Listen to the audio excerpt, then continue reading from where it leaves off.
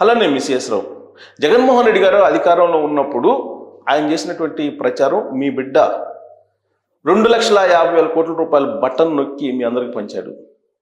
మీ బిడ్డ మీకోసమే ఉన్నారు, మీ బిడ్డ పేదల కోసమే ఉంటారు, మీ బిడ్డ పేదల పక్షాన్నే నిలుస్తారు, మీ బిడ్డ పెత్తందారుల మీద పోరాడతారు.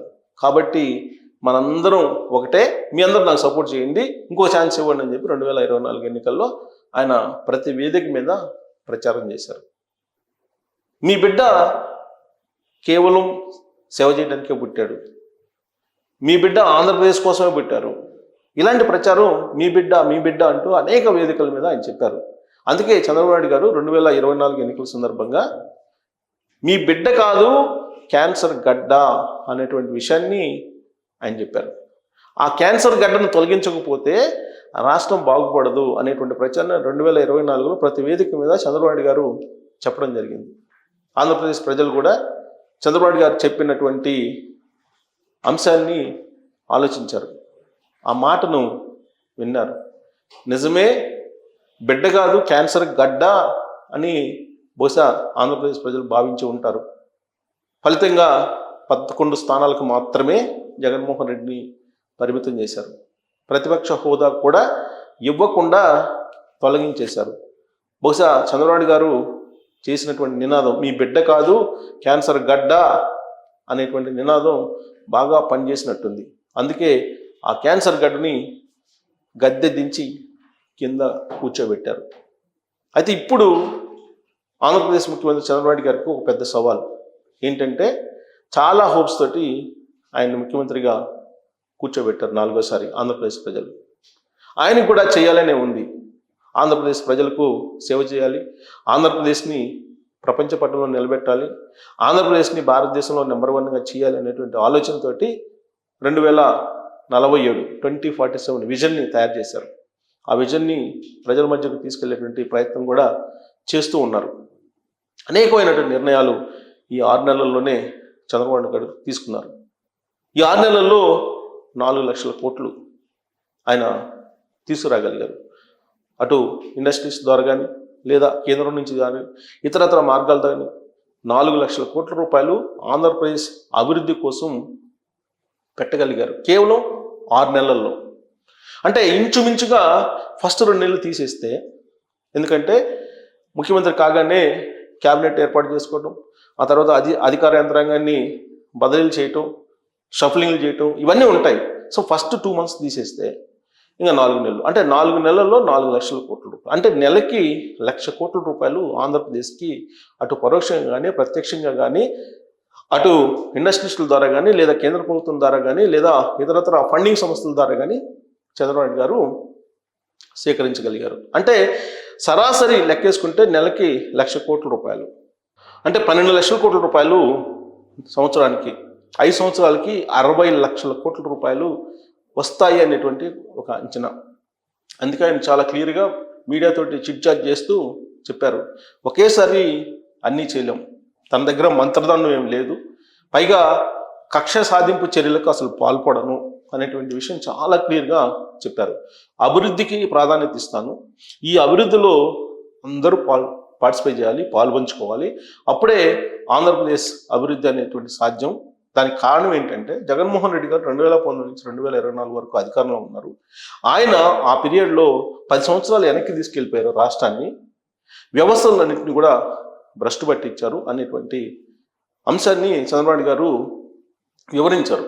ఎన్నికల ముందు కూడా ఇదే చెప్పారు, వ్యవస్థలన్నింటినీ భ్రష్టు పట్టించారు, వ్యవస్థలన్నీ కుప్పగూలిపోయాయి, ఆంధ్రప్రదేశ్ రాష్ట్రం 10 సంవత్సరాలు వెనక్కి వెళ్ళిపోయిందని చెప్పి ఆయన ఎన్నికల ప్రచారంలో కూడా చెప్పారు. ఇప్పుడు కూడా అదే చెప్తున్నారు. అయితే ఎన్నికలకు ముందు ఆయన చేసినటువంటి ఆరోపణలకు ఆన్ డాక్యుమెంట్ పూర్తి స్థాయిలో లేదు, కొంతవరకు చూసాయిగా తెలుసుకుని ఆరోపణలు చేశారు. కానీ ఇప్పుడు అధికారంలోకి వచ్చిన తర్వాత ఆన్ డాక్యుమెంట్ ఆయన అధ్యయనం చేసే కొంది ఎంత లోతుకి వెళ్తే అంత అగాధం కనిపిస్తుంది ఆంధ్రప్రదేశ్ ఆర్థిక పరిస్థితి. ఆ అగాధాన్ని చూసిన తర్వాత చంద్రబాబు నాయుడు గారు ఏవైతే హోప్స్ పెట్టుకొని గెలిపించారో ఆంధ్రప్రదేశ్ ప్రజలు, దాన్ని ఇప్పటికిప్పుడు మొత్తం నేను మార్చలేను కానీ మార్చగలను అని చెప్పి ఆయన చెప్పడం జరిగింది. మార్చేటువంటి సత్తా కూడా ఆయనకు ఉంది. సంక్షోభంలో ఎప్పుడు కూడా అవకాశాలను అందిపుచ్చుకోవాలనేది ఆయన ప్రాథమిక సూత్రం. అందుకే ఇప్పుడు అగాధంలోకి కూరుకుపోయినటువంటి ఆర్థిక పరిస్థితిని సరిదిద్దేటువంటి కార్యక్రమం ఆయన చేస్తున్నారు. దాంట్లో భాగంగానే ఈజ్ ఆఫ్ డూయింగ్ బిజినెస్ని కాస్త స్పీడ్ ఆఫ్ డూయింగ్ బిజినెస్ చేసేశారు. దావోస్ వెళ్ళబోతున్నారు. దావోస్ వెళ్ళి ఆయన కొన్ని లక్షల కోట్ల రూపాయల ఒప్పందాలు కుదుర్చుకోబోతున్నారు. ఇప్పటికే డ్రోన్స్ ప్రయోగం చేశారు. ప్రపంచవ్యాప్తంగా ఉండేటువంటి డ్రోన్స్ అన్నీ కూడా వచ్చాయి. డ్రోన్కి సంబంధించినటువంటి షో పెట్టారు. 2 days డ్రోన్ హబ్గా కర్నూలు తయారు చేయబోతున్నారు. గూగుల్ లాంటి సంస్థను తీసుకొచ్చారు. టీసీఎస్ వచ్చింది. అలాగే మైక్రోసాఫ్ట్ తోటి ఆల్రెడీ టైఅప్ పెట్టుకున్నారు. వైజాగ్ని పూర్తి స్థాయిలో ఐటీ సెంటర్గా మార్చబోతున్నారు. అక్కడ రిలయన్స్ రాబోతోంది. పెద్ద పెద్ద కంపెనీలన్నీ కూడా అక్కడికి వచ్చి పెట్టుబడి పెట్టడానికి రెడీగా ఉన్నాయి. టెస్లాతో కూడా ఇప్పుడు సంప్రదింపులు జరుపుతూ ఉన్నారు. మరోవైపు ఎలక్ట్రానిక్ సిటీ ఆల్రెడీ తిరుపతిలో ఉంది. ఆ ఎలక్ట్రానిక్ సిటీని మరింత డెవలప్ చేస్తూ ఉన్నారు. ఇంటర్నేషనల్ ఎయిర్పోర్ట్స్ భోగాపురం 2026కి అందుబాటులో రాబోతుంది. తిరుపతి ఇంటర్నేషనల్ ఎయిర్పోర్ట్ ఉంది. గన్నవరం ఇంటర్నేషనల్ ఎయిర్పోర్ట్ ఉంది. జగన్మోహన్ రెడ్డి గారు అధికారంలో ఉన్నప్పుడు ఇంటర్నేషనల్ ఎయిర్పోర్ట్స్లో ఇంటర్నేషనల్ ఫ్లైట్స్ కూడా వచ్చాయి కాదు. అంతేకాదు సింగపూర్ లాంటి దేశానికి వెళ్ళడానికి అప్పట్లో చంద్రబాబు గారు 2014 నుంచి 19 వరకు ఉన్నప్పుడు ఫ్లైట్లు ప్రత్యేకమైనవి ఉండేవి. ఆ తర్వాత జగన్మోహన్ రెడ్డి గారు అధికారంలోకి వచ్చిన తర్వాత ఆ ఫ్లైట్లను కూడా రద్దు చేశారు. సో అటు ఎయిర్పోర్ట్స్ అన్ని కూడా దాదాపు మూతపడేటువంటి పరిస్థితి అప్పట్లో వచ్చింది. అందుకే ఇప్పుడు మళ్ళా ఎయిర్పోర్ట్స్ అన్నిటిని కూడా రీవోక్ చేసేసి ఇంటర్నేషనల్ ఎయిర్పోర్ట్స్లో మళ్ళీ ఇంటర్నేషనల్ ఫ్లైట్స్ డైరెక్ట్గా అమెరికాకి ఫ్లైట్ వేసేటువంటి ఆలోచన కూడా చేస్తూ ఉన్నారు. మరోవైపు సముద్ర తీరం ఎక్కువగా ఉంది. ఓడరేవులన్నింటినీ కూడా అక్కడ మరింత యాక్టివేట్ చేయడానికి, ఓడరేవులు నిర్మించడానికి పెద్ద ఎత్తున కసరత్తు చేస్తూ ఉన్నారు. ప్రత్యేకించి బీపీసీఎల్ లాంటివి అక్కడికి వచ్చాయి. దాదాపు 1,00,000 కోట్ల పెట్టుబడి పెట్టడానికి దుబాయ్ సంబంధించినటువంటి కంపెనీలు కూడా అక్కడికి వస్తూ ఉన్నాయి. బీపీసీఎల్ తోటి వాళ్ళు సంయుక్తంగా పెట్టుబడులు పెట్టడానికి. మరోవైపు సోలార్ పవర్ సంబంధించినటువంటి గ్రీన్ ఎనర్జీ డెవలప్మెంట్ కోసం కొన్ని లక్షల కోట్ల రూపాయలు పెట్టుబడి పెట్టడానికి రాబోతూ ఉన్నారు. సుమారుగా 25 లక్షల కోట్ల రూపాయల పెట్టుబడులు ఈ గ్రీన్ ఎనర్జీ రూపంలో వస్తాయి అనేటువంటి ఒక అంచనాకు కూడా వస్తూ ఉన్నారు. ఇవన్నీ చూస్తూ ఉంటే కనుక చంద్రబాబు నాయుడు గారు రాబోయేటువంటి రోజుల్లో సంపదను సృష్టించగలరు అనేటువంటి ఒక ధీమాని ప్రజల్లో అయితే తీసుకొచ్చారు. కానీ ఇండస్ట్రీస్లో మాత్రం ఇంకా ఆ ధీమా రాలేదు. దానికి కారణం ఏంటంటే నాకు స్వయంగా ఒక ఇండస్ట్రియలిస్ట్ 2 days బ్యాక్ కనిపించారు. సాధారణంగా ఇండస్ట్రియలిస్ట్ వచ్చేటప్పుడు ప్రాథమికంగా ఒక సర్వే చేస్తారట. ఆ సర్వేలో మళ్ళీ ఒకవేళ జగన్మోహన్ రెడ్డి గారు వస్తే పరిస్థితి ఏంటి అనే దాని మీద కొన్ని కంపెనీలు వెనక్కి వెళ్తున్నాయి. చంద్రబాబు నాయుడు గారు ఒకవేళ ఎంత చెప్పినప్పటికీ, పవర్ పాయింట్ ప్రజెంటేషన్ చేసి ఎంత అట్రాక్ట్ చేసినప్పటికీ కూడా మళ్ళీ నెక్స్ట్ 15 yearsలో ఏంటి పరిస్థితి ఆంధ్రప్రదేశ్లో అనే దాని మీద అంచనా వేసుకొని కొంతమంది బ్యాక్ స్టెప్ వేస్తున్నారని కూడా తెలుస్తుంది. అంటే జగన్మోహన్ రెడ్డి గారు ఇంకా రారు ఆంధ్రప్రదేశ్లో అధికారంలోకి అనేది ప్రజలే అక్కడ ఉన్నటువంటి వాళ్ళు నమ్మకం కలిగించాలి ఇండస్ట్రియలిస్టులకి. లేదంటే చంద్రబాబు నాయుడు గారు ఎన్ని ప్రయోగాలు చేసినప్పటికీ కూడా ఆయన చేసినటువంటి ప్రయత్నాలు కొంతవరకు సక్సెస్ కావచ్చు, కానీ 100కు 100% సక్సెస్ అయ్యే అవకాశం లేదు. అందుకే ఆయన చెప్తున్నారు, జగన్మోహన్ రెడ్డి గారు ఆంధ్రప్రదేశ్ని అన్ని రకాలుగా భ్రష్టు పట్టించారు.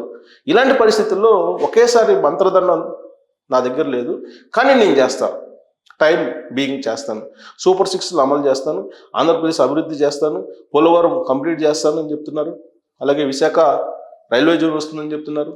అలాగే అమరావతి ప్రాజెక్ట్ కంప్లీట్ అవుతుందని చెప్తున్నారు. ఇవన్నీ కూడా చేస్తానని చెప్పి హామీ ఇస్తూనే జగన్మోహన్ రెడ్డి అన్న అతను మరొక 15 సంవత్సరాల పాటు కాదు కదా, ఇక అసలు ఆంధ్రప్రదేశ్ ప్రజలు ఆయనకి ఓటు వెయ్యరు అనేటువంటి నమ్మకం ఇండస్ట్రీస్లో కలిగిస్తేనే ఇదంతా సాధ్యము అని చెప్పి చెబుతున్నారు. అందుకే ఆయన ఎన్నికల ముందు ఎన్నికల తర్వాత కూడా అతను మీ బిడ్డ కాదు, క్యాన్సర్ గడ్డ అని చెప్పి చెప్తున్నారు. మరి చంద్రబాబు గారు చెప్పిన దాంట్లో నిజముందా అనే దాని మీద కామెంట్ రూపంలో మీ అభిప్రాయాన్ని తెలియజేస్తూ, జగన్మోహన్ రెడ్డి గారు క్యాన్సర్ గడ్డంత ప్రమాదమా అనేటువంటి విషయం మీరు ఒక కంక్లూజన్కి వచ్చి ట్రోల్ చేయొచ్చు. Thank you very much.